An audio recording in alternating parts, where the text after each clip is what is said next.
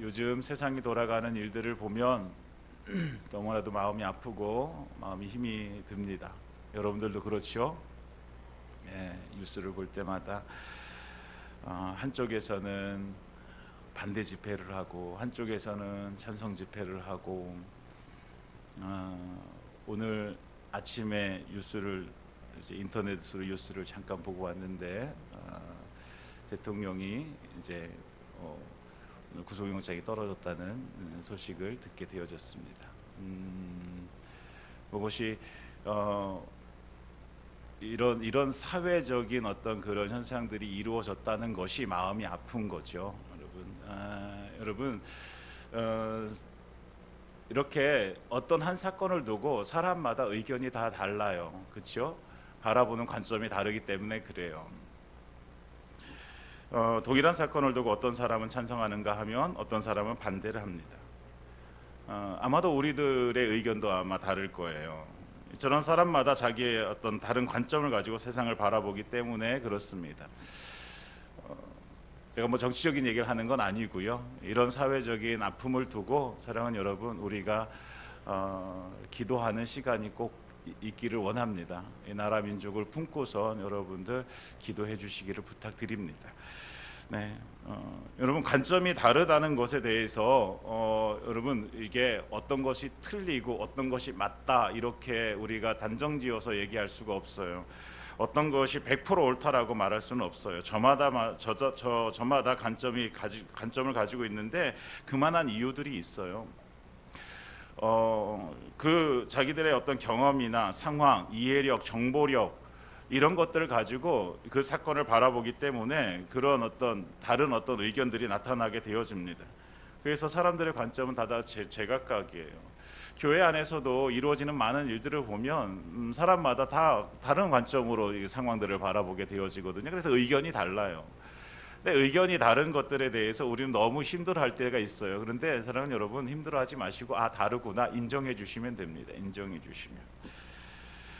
가정 안에서도 보면 우리 부모님들은 자녀들에게 나름대로 최선을 다해서 이해해주고 자녀들에게 최선을 다해서 그들의 상황을 보살펴주고 한다고 생각해요. 그런데 자녀들의 이야기를 들어보면 자기를 이해해주지 못한다고 얘기해요. 관점이 달라요. 자녀들도 마찬가지예요. 자녀들도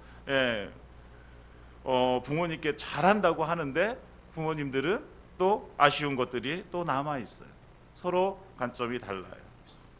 오늘 그런 관점이 다른 한 가정을 보게 되어지는데 오늘 우리가 보게 되어지는 가정, 야곱의 가정입니다.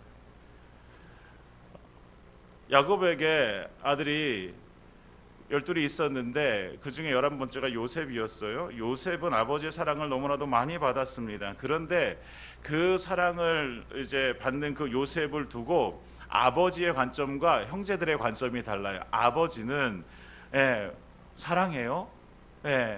그리고 그 사랑할 이유가 분명히 아버지에게는 있다라고 생각이 들어요. 그런데 형제들은 그 아버지가 사랑하는 그 모습을 보면서 어떻게 해요? 시기해요. 미워해요. 관점이 달라요. 결국 이런 관점이 다른 이것 때문에 결국 어떻게 되면 형들이 요셉을 어떻게 합니까? 애굽에 팔아넘기는 일까지 서슴지 않고 행하게 되어지죠. 이때서부터 요셉의 인생 그야말로 예측할 수 없는 시련의 연속이었습니다. 성경에 많은 인물들이 나오는데요. 여러분, 믿음으로 살았던 많은 사람들이 이런 어떤 인생의 우여곡절을 겪는 사람들이 너무나 많아요. 오늘 보는 요셉도 그랬지만 다윗도 그랬잖아요. 다윗도 얼마나 많이 쫓겨다니고 죽을 위기에 처해지게 됩니까? 바울도 그랬죠. 여러분, 우리 인생이 때때로 어떤 우여곡절을 많이 겪고 있다라고 생각되어질 때 좀 위로를 받으시기 바랍니다. 요셉도 그랬다. 다윗도 그랬다. 모세도 그랬고 바울도 그랬고. 그러나 여러분, 성경에서 많은 믿음의 인물들이 그런 우여곡절을 겪으면서 인생을 살아오지만 결국에 그 인생 가운데 하나님께서 붙드시고 채우시는 은혜가 임했음을 보게 되어집니다. 우리 가운데도 그런 은혜가 임할 줄 믿습니다.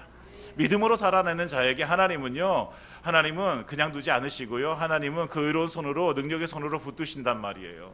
그러니까 하나님께서 그 인생을 붙드시고 하나님께서는 최종적인 승리를 주시는 줄 믿습니다. 예, 그러니까 오늘 잠깐 힘들다고 해서 너무 좌절하지 마시고, 오늘 좀 일이 안 풀린다고 해서 너무 화내지 마시고, 하나님께서 지켜주실 줄 믿습니다. 네.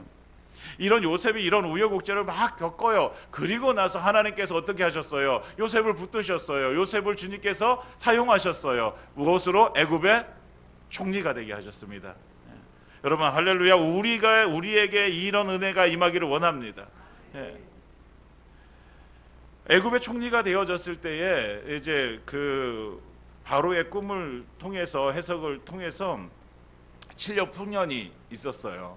그리고 7년 흉년이 시작되어지게 돼요. 이제 2년이 지났어요. 사람들이 먹을 것이 없자 요셉을 막 찾아오기 시작합니다. 총리를 찾아와 가지고 먹을 것을 좀 달라고 돈을 가지고 사가지고 가게 되어집니다. 그때 누구도 옵니까? 야곱의 아들들도 오게 되어져요. 근데 야곱의 아들들이 왔을 때 요셉은 단번에 알아봤어요. 알아보고선 그들에게 정탐꾼이라는 누명을 씌워서 시므온을 잡아두고 다시 이제 양식을 줘서 보내게 되어져요. 왜? 아직 아버지는 살아야 되니까. 그래서 보내게 되어져요. 그러면서 한 가지 당부를 합니다. 다음에 너희 내려올 때는 막내 동생을 데리고 와라. 베냐민을 데리고 와라. 근데 이 야곱이 베냐민을 보내지 않아요. 왜요? 요셉도 죽었는데 이 라헬에서 태어난 아들은 2명이거든요. 요셉과 베냐민이거든요. 근데 요셉도 죽었는데 베냐민까지 죽으면 이 야곱이 너무 상실감이 큰 거예요. 그래서 안 보내요. 그러니까 양식이 떨어질 때까지 하면, 양식이 떨어졌을 때에 그때 이제 야곱의 아들들이 막 아버지를 설득해요. 그래가지고 이제 베냐민을 데리고 내려오게 되어지죠. 그리고 곡물을 사게 되어져요. 그때까지도 요셉이 자기의 정체를 밝히지 않아요. 그러다가 한 가지 시험을 하게 되어집니다. 그 베냐민의 자루에, 양식이 든 자루에 무엇을 넣습니까?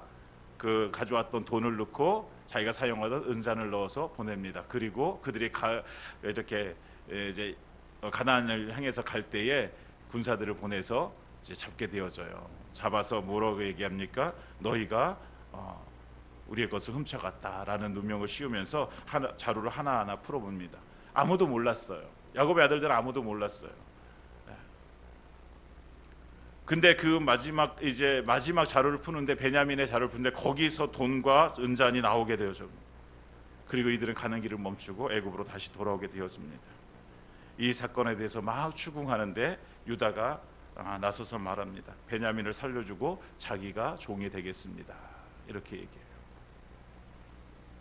왜냐하면 만약에 베냐민까지 잃어버리면 자기 아버지가 죽을지도 모른다는 그 염려 때문이죠. 이렇게 여기까지 요셉이 자기의 정체를 숨기고 있어요. 그리고 자기가 팔아넘긴 그 형들이 어떻게 반응하는가, 자기들이 잘못을 저질렀을 때에, 자기들의 잘못이 드러났을 때에, 자기들의 어떤 불이익을 당하게 되어질 때에 어떤 반응을 보이는가를 요셉이 시험한 거예요. 근데 베냐민이 지금 죽을 수 있는 위기 앞에서 유다가 나서서 자기를 죽이려, 자기를 잡고 베냐민은 살려달라라고 하는 이 모습을 보면서 이제 요셉이 형들이 변했구나라는 것을 알게 되어져요. 그리고 그때에서야 요셉이 그 형들 앞에 자기의 이제 모습을, 자기의 신분을 밝히게 되어지죠. 그리고 그동안 되어졌던 일들에 대해서 용서하고 화해하게 되어집니다. 우리가 이 과정에서 우리가 요셉의 이 모습을 보면서 우리가 이 세상 속에서 우리가 무엇을 바라봐야 되고 어떻게 바라봐야 되고 또 어떤 것을 보여줘야 되는지 우리가 이것을 함께 나누면서 은혜를 누리길 원합니다. 힘든 삶을 살아왔던 요셉이 바라보았던 것은 무엇일까? 오늘 성경에서 보면 요셉이요 형들에게 자신을 밝히면서 큰 소리로 울게 되어집니다. 2절에 보면 요셉이 큰 소리로 우니 애굽 사람들에게 들리며 바로의 궁중에 들리더라라고 이렇게 기록하고 있죠. 얼마나 크게 울었으면 그 쏟아지는 눈물을 주체하지 못하고 엉엉엉엉 우는 거예요.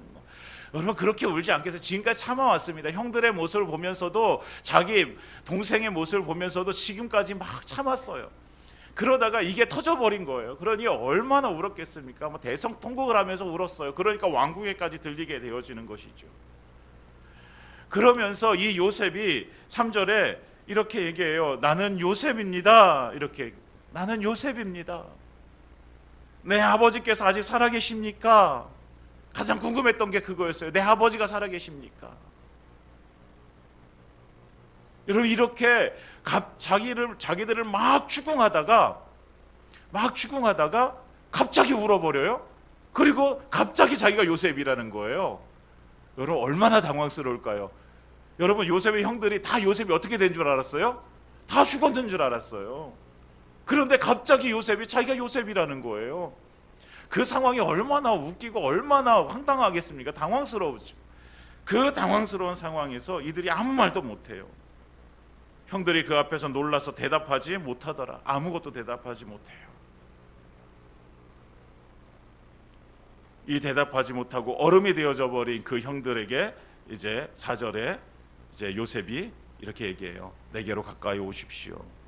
이제 요셉은 애굽의 총리잖아요. 그 강대국의 총리잖아요. 그리고 야곱의 아들들, 요셉의 형들은 저 가나안 땅에 시골에서 온 촌노들이란 말이에요. 촌사람들이란 말이에요. 감히 총리를 바라볼 수가 없는 거예요. 그러니까 총리가, 이 총리된 요셉이 형들에게 가까이 오라고 얘기해요. 그러면서 이렇게 얘기합니다. 나는 당신들의 아우 요셉이니 당신들이 애굽의 판자라.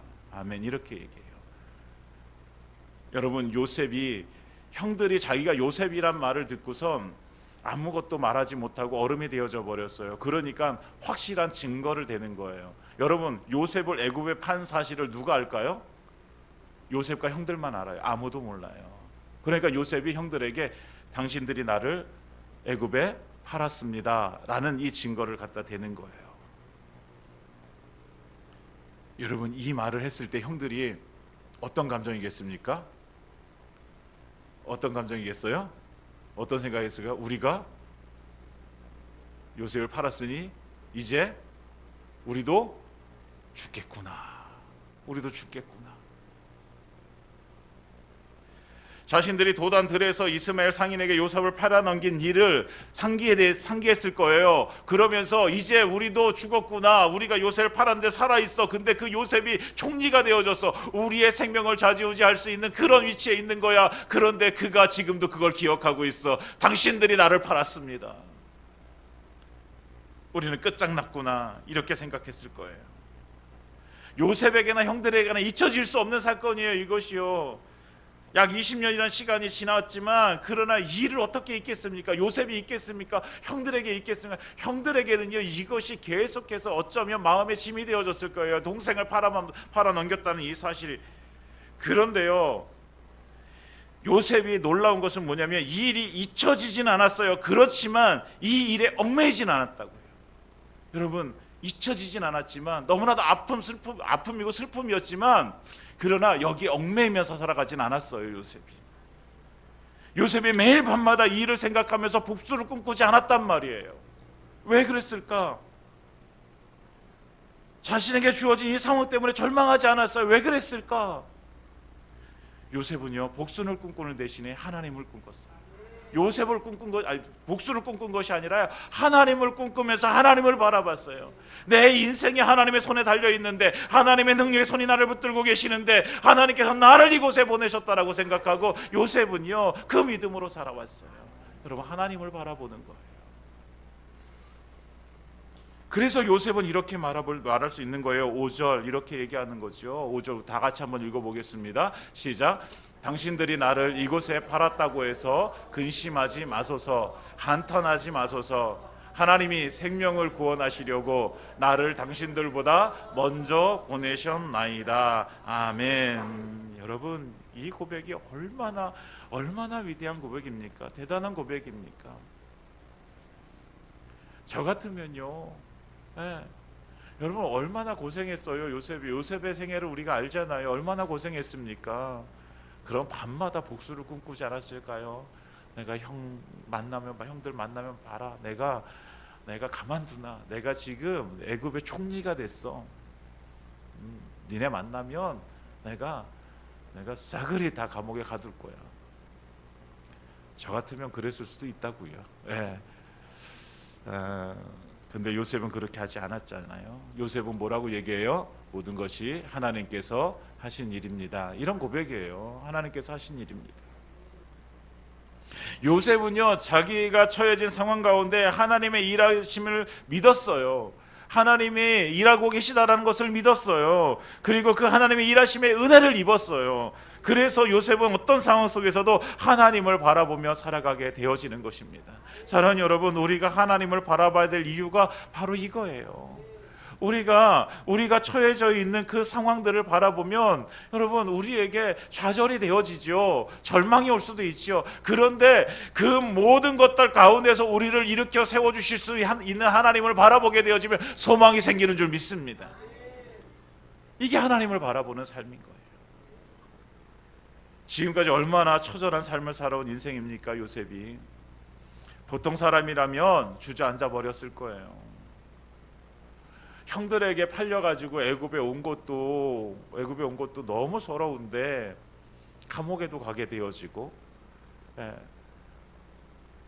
오해도 받아가지고 자기는 거룩함을 지키려고 했는데 오해도 받아가지고 감옥에 가게 되어지고, 그러다가 회복되어져 가지고 총리까지 되어졌는데, 그러니까 이 인생이 파란만장한 거죠.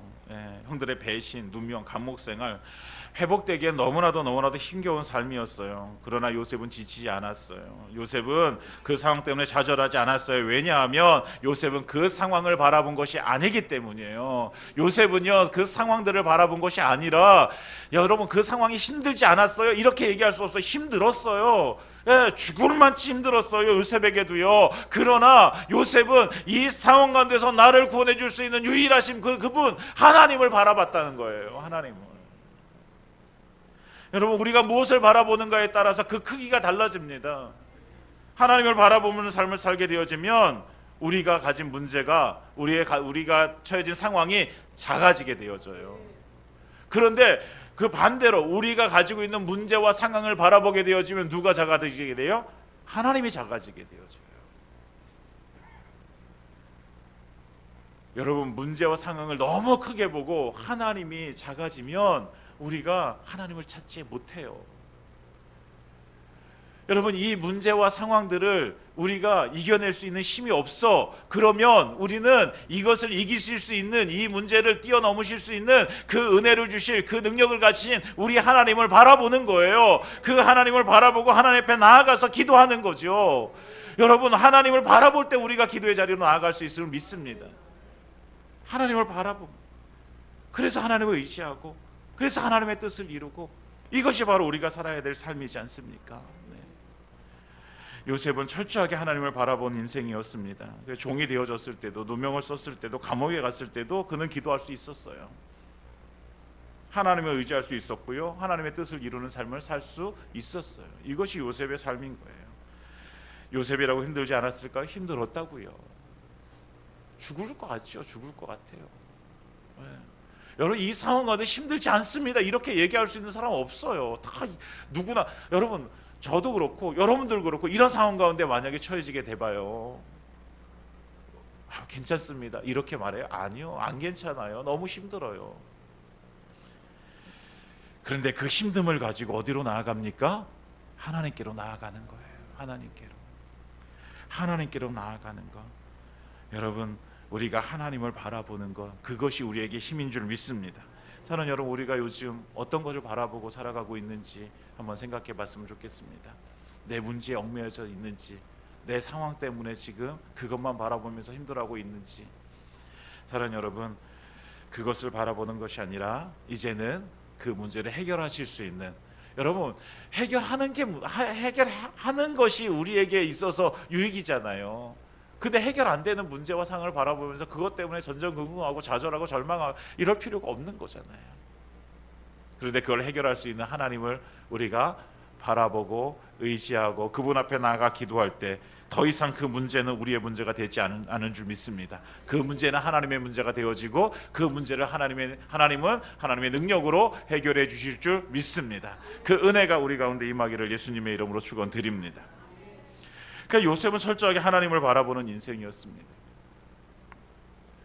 그러니까 요셉은요, 형들 앞에 당당하게 나설 수 있고요, 그러니까 당당하게 그 형들을 용서할 수 있었던 거예요. 여러분, 그 상황 가운데 빠져 있었으면 형들 어떻게 용서합니까? 여러분, 용서의 은혜는 우리가 하나님을 바라볼 때 생기는 거예요. 용서해야지, 용서해야지, 용서해야지. 우리가 자꾸만 우리의 의지를 들여서 용서해야지. 안 돼요, 용서가요. 여러분, 지금 당장은 용서해야지라고 해서 괜찮아요, 용서했어요 할지 모르겠지만 어느 순간에 또 이 속에 이렇게 남아있던 그 용서하지 못한 그것이 이렇게 올라와가지고 안 돼요, 안 돼요. 여러분, 근데 그것을 용서할 수 있는 힘은 어디 있어요? 성령님께서 우리의 이 마음을 만져주셔서 이 용서를 사라지게 하는 거예요. 이 일을 사라지게 하는 거예요. 그럴 때 용서할 수 있는 거예요. 남아있으면요 언젠가는 올라오게 되어져 있어요. 아직도 저 마음속에도 그런 게 있어요. 예. 제가 전도사 시절에 돈을 꿔줬는데 받지 못한 것 때문에, 네, 그때 전도사 사례비가 얼마나 된다고, 몇 달 동안 모아놓은 거를, 이거 이제 웃으시라고 하는 얘기고요. 사실 괜찮아요.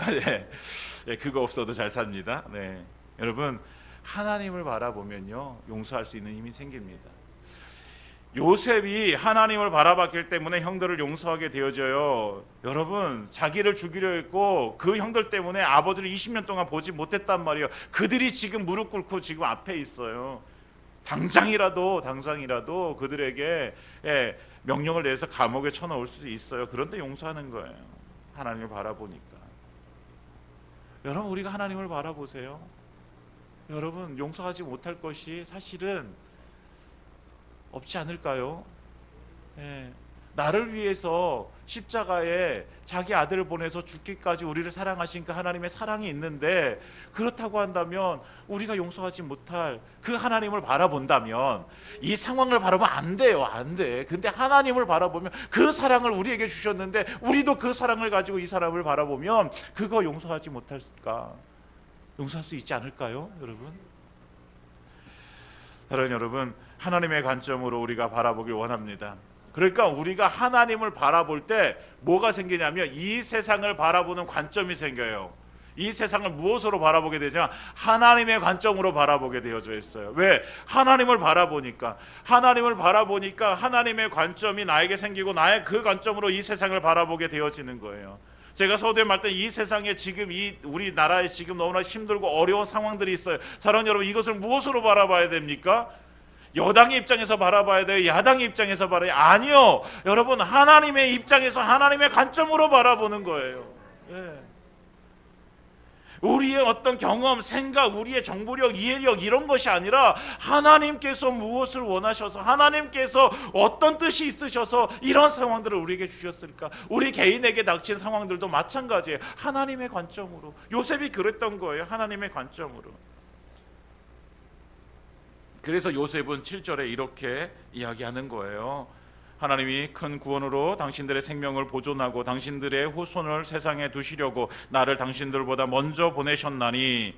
8절 앞부분 함께 읽겠습니다. 그런즉 나를 이리로 보낸 이는 당신들이 아니요 하나님이시라. 아멘. 네. 나를 이곳에 보낸 분은 당신들이 아닙니다. 하나님이 나를 이 땅 가운데 보내셨습니다. 여러분, 하나님을 바라보고 하나님의 관점에서 세상을 바라보니 이것이 다 이해가 되어지는 거예요. 내가 왜 애굽에 팔려왔을까? 내가 왜 애굽에서 이런 고초를 당하고 왜 이런 어렵고 힘든 상황들을 내가 견뎌내야만 했을까? 하나님 앞에 이 요셉이 섰을 때에 하나님이 나를 이 땅 가운데 보내셨고 하나님이 이 순간 우리 민족을 살리기 위해서, 내 가족을 살리기 위해서 나를 이곳에 먼저 보내셨구나 라는 사실들을 깨닫게 되어지는 것입니다. 여러분, 이게 하나님의 관점이에요. 하나님의 관점. 여러분, 세상의 관점으로 보면 그게 아니잖아요. 형들이 팔아넘긴 거죠. 그러나 하나님의 관점으로 보니까 하나님이 나를 보내셨고 하나님이 이 시간 나를 살리기 위해서, 이 시간 내 가족을 살리기 위해서, 내 민족을 살리기 위해서. 사랑하는 여러분, 우리가 하나님의 관점으로 바라보길 소망합니다. 그러니까요, 우리가 이 하나님의 관점으로 바라본다는 것은 다른 말로 하면요, 여러분, 우리 인생 가운데 사실이라는 것과 진실이라는 것이 있어요. 제가 언젠가 이거 드린 것 같은데, 사실은요 있는 그대로의 일이잖아요. 여러분, 요셉이 애굽에 온 것 어떤 게 사실입니까? 형들이 팔아 넘긴 것이 사실이에요.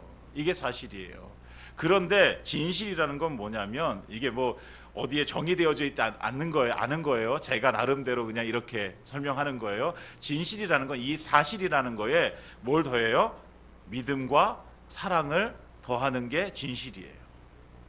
여러분 사실을 말하면 여러분 용서할 수 없어요. 그러나 진실을 가지고 바라보게 되어지면 용서할 수 있게 되어져요. 왜? 하나님의 관점이 되어지거든요. 진실은 하나님의 관점으로 바라보는 거예요. 내 옆에 있는 지체가 아니면 내 가족 중에 누군가가 사실적으로 얘기하면 혼내야 되고 용서하지 못해요. 그러나 하나님의 관점으로 바라보게 되어지면 용서할 수 있고요. 하나님의 관점으로 보면 이해할 수 있어요. 그래서 요셉은요, 형들을 이해하고 형들에게 은혜를 베풀 수 있게 되어지는 것입니다. 사랑하는 여러분, 하나님을 바라보는 사람은 하나님의 관점으로 세상을 바라보게 되어져 있습니다.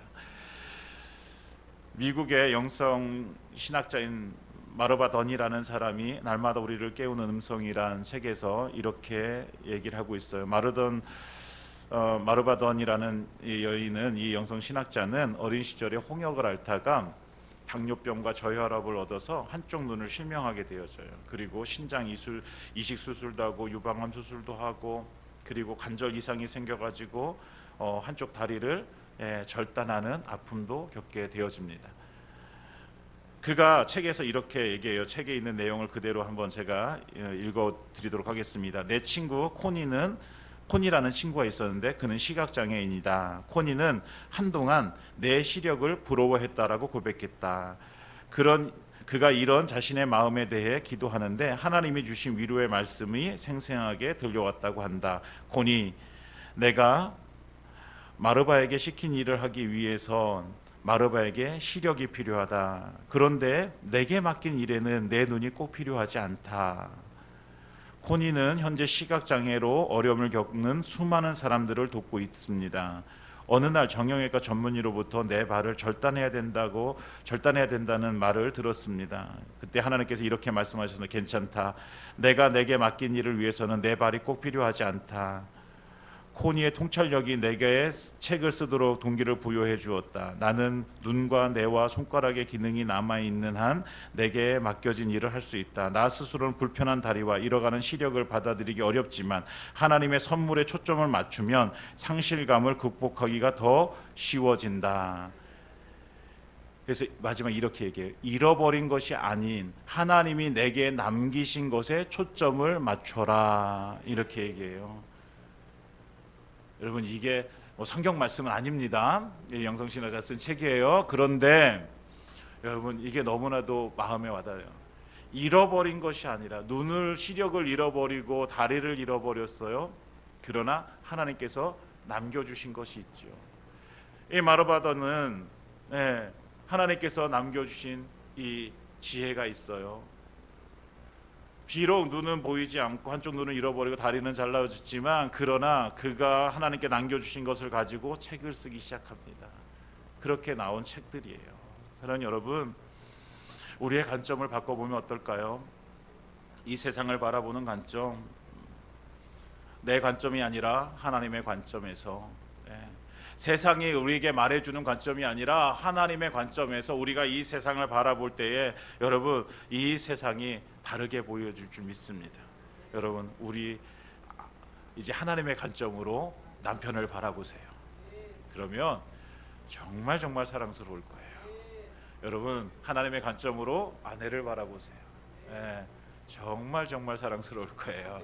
자녀들도 마찬가지로 하나님의 관점으로, 내 직장을 바라볼 때도 하나님의 관점으로, 여러분 이 세상의 지금 정치와 경제를 바라볼 때도 하나님의 관점으로, 여러분 그럴 때에 하나님께서 하나님의 선하신 뜻을 어떻게 이뤄가고 계시는지, 또 하나님께서 그 안에서 내 역할이 무엇인지 하나님께서 알려주실 줄 믿습니다. 사랑하는 여러분, 하나님을 바라봄으로 생기는 거예요. 세상을 보는 관점은 세상을 하나님의 관점으로 봐야지 이게 아니라 하나님을 바라보게 되어지면 하나님을 바라보는 시각이 이 세상을 향해 가기 때문에 하나님의 관점으로 세상을 바라보게 되어지는 줄 믿습니다. 여러분, 하나님의 관점으로 세상을 바라보시고 승리하시기를 예수님으로 축원드립니다. 그리고 마지막으로 우리가 그 삶을 살아갈 때에 이제 우리에게 하나님께서 이제 그 하나님을 바라보고 하나님의 관점으로 세상을 바라보는 이가 이제 이 세상에 어떻게 이제 보여질지를 하나님께서 우리에게 말씀해 주세요. 요셉이 형들과 완전히 화해를 했어요. 예. 그리고선 이제 선물을 아버지에게 보낼 선물을 막 준비해요. 막 싸요. 막 싸가지고 이제 보내는 거예요. 요셉이 형들과 베냐민이 옷도 주고 수레도 주고 양식도 주고 뭐 충분하게 가나안 다녀오세요. 그러면서 가서 아버지 모시고 내려오세요. 제가 여기 애굽의 총리로 있으니까 내려오셔서 여기에서 좋은 땅 얻어가지고 여기서 삽시다 우리. 여기서 삽시다. 그리고 내려올 걸 당부해요. 그래서 형들이 이제 베냐민과 함께 이제 아버지께로 막 가요. 이제 선물 막 가지고 가는 거예요. 그리고 아버지 야곱이 이 아들들의 이렇게 오는 모습을 보면서 여러분 놀랬을까 안 놀랬을까요? 깜짝 놀라는 거예요. 야, 뭔 이렇게 선물을 많이 가져왔어? 뭐 물건을 이렇게 많이 가져왔어? 막 깜짝 놀랐을 거예요. 애굽에 갔던 자식들이 옷도 멋진 옷을 입고 막 오는 거예요. 수레에 충분한 양식도 싣고 돌아오는 거예요. 그런데 이들이요 와가지고 그 선물이 중요한 게 아니라 그거보다 더 큰 선물이 기다리고 있죠. 그들이 아들들이 얘기하는 거예요. 아버지에게, 아버지 요셉이 살아 있습니다. 요셉이 살아 있습니다. 예. 너무나도 뜻밖인 소식이라서요. 26절에 보면 이렇게 얘기해요. 요셉이 지금까지 살아 있어 애굽 땅 총리가 되었더이다. 여러분 애굽 총리가 되는 건 두 번째예요. 요셉이 살아있다는 게 이게 중요한 거예요. 요셉이 살았습니다. 애굽의 총리도 되었어요. 그런데 야곱이 그들의 말을 믿지 못하여 어리둥절하더니 믿지 못해요. 여러분 이게 믿을 수 있는 20년 동안이나 못 봤단 말이에요. 죽은 줄 알았단 말이에요. 근데 살아있대요. 그러니까 믿지 못해요. 어리둥절해요. 그런데 27절에 이렇게 말씀하고 있죠. 그들이 또 요셉이 자기들에게 부탁한 모든 말로 그에게 말하매 그들의 아버지 야곱은 요셉이 자기를 태우려고 보낸 수레를 보고서야 기운이 소생한지라. 아멘. 무엇을 보고 기운이 소생했어요? 요셉이 보낸 수레를 보고. 여러분 이 요셉이 보낸 수레, 이 모습을, 이 수레를 보고서는요 야곱이 소생하게 되어졌어요. 아 그래 요셉이 살아있구나. 그때서야 알게 되어지고 그때서야 믿게 되어졌어요. 요셉의 수레. 왜 요셉의 수레? 여러분 이 애굽의 수레는 이 가나안 사람들이 보지 못한 거예요. 예. 귀한 거거든요. 그런데 이 수레를 끌고 왔다는 거예요. 어떻게 이 아들들이 이 수레를 끌고서 거기에 많은 선물을 가지고 이렇게 끌고 왔을까? 이것을 보면서 아 그래 요셉이, 이 아들들이 말한 요셉이 살아있는 것이 진실이구나, 이걸 알게 되어지는 거예요. 여러분 이 땅에 우리가 복음을 전합니다. 사람들에게 예수 십자가 부활 전합니다. 근데 사람들은요 귀 기울여 듣지 않아요. 기울여 듣지 않는단 말이에요. 누가 그걸 귀 기울여서 그래 예수님이 나를 위해서 십자가에 달려 죽으셨지, 예수님 사흘 만에 부활하셨지, 이렇게 얘기하는 사람 못 봤어요. 그런데 그들에게 그러면 무엇을 보여줘야 될까? 우리가 하나님을 자랑해야 되는데, 하나님을 자랑하는 거 그렇게 말로도 자랑해야 되지만 우리가 보여줘야 될 게 혹시 무엇인가? 바로 우리가 애굽의 수레를 보여줘야 되는 거예요. 요셉이 보낸 수레를 우리가 보여줘야 되는 거예요. 하나님을 믿음으로 살아가는 인생이 어떤 삶을 살아가는지 보여줘야 되는 것이지요. 여러분 우리가 어떻게 용서할 수 있는지, 어떻게 참아내고 인내할 수 있는지, 끝까지 믿음으로 어떻게 살아가고 있는지 이것을 보여주는 것. 그래서 하나님께서 내 삶 가운데 채워주시는 그 놀랍고 크신 은혜가 얼마나 놀라운 것인지 우리가 이것을 보여줘야 돼. 이것이 요셉이 보낸 애굽의 수레예요. 우리가 보여줘야 될 것, 사람들을 살려내는 것, 사람들을 소생케 하는 것, 여러분 우리가 이것을 보여줘야 되는 것이죠. 근데 이것을 우리가 보여주려고 애쓰는 것이 아니라, 여러분 우리가 하나님을 바라보고 우리가 하나님 앞에 우리의 믿음을 드릴 때에 하나님께서 우리 가운데 채워주시는 은혜가 바로 그 애굽의 수레예요. 그 애굽의 수레는 세상 것과 다르다고요. 애굽의 수레가 이 가나안 땅의 것과 달라요. 우리는 그 다른 것을 보여주는 거예요. 이 세상에 야, 예수 믿는 사람은 이렇게 다른 삶을 살아가고 있는 거야. 이걸 보여주는 것이죠. 이걸 보여줄 때 세상 사람들, 그래, 예수 믿는 사람은 뭔가 다르구나, 이걸 알게 되어지는 것이죠. 사랑하는 여러분, 우리가 이것을 보여줄 수 있는 그런 삶을 살길 원합니다. 애쓰지 마세요, 여러분. 이거 보여주려고 막 해야 돼. 막 애쓰면 스트레스가 생겨요. 스트레스. 애쓰지 마시고, 우리가 정작 애써야 되는 건 뭐예요? 하나님 바라보는 거예요. 하나님 바라보면 세상을 바라보는 관점도 우리가 달라지게 되어지고, 우리가 하나님을 바라보게 되어지면 이 세상 가운데 보여지는 우리의 삶도 달라지게 되어질 줄 믿습니다. 여러분, 이 은혜가 우리의 삶 가운데 임하기를 예수님의 이름으로 축원드립니다. 이제 말씀을 마치겠습니다. 인생은 불확실합니다. 지금 행복하다고 해서 1년 후에도 똑같이 행복하라는 법이 없어요. 지금 불행하다고 해서 1년 후에도 불행하라는 법은 없어요. 그러나 확신하기는 하나님을 바라보는 인생은 하나님께서 책임져 주실 줄 믿습니다. 하나님께 다시 일으켜 세워주실 줄 믿습니다. 그러니까 나를 붙드시는 그 하나님을 바라봐야 돼요. 그리고 그 하나님을 바라보고 세상을 그 하나님의 관점으로 바라보시고, 마지막으로 이 세상과 다른 하나님의 좋은 것을 보여줄 수 있는 그런 삶을 살아가는 저와 여러분들의 삶이 되어지기를 예수님의 이름으로 축원드립니다.